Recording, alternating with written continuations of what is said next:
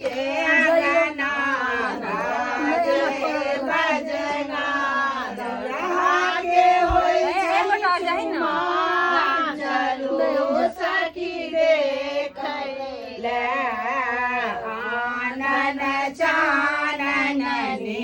पुकसिला आनन चानन पुकसिला संजा के होई छन चुमा चलू सखी देखैले सोना जी अंगना बाजे बजना सोना जी अंगना बाजे बजना संध्या के होई छन चुमा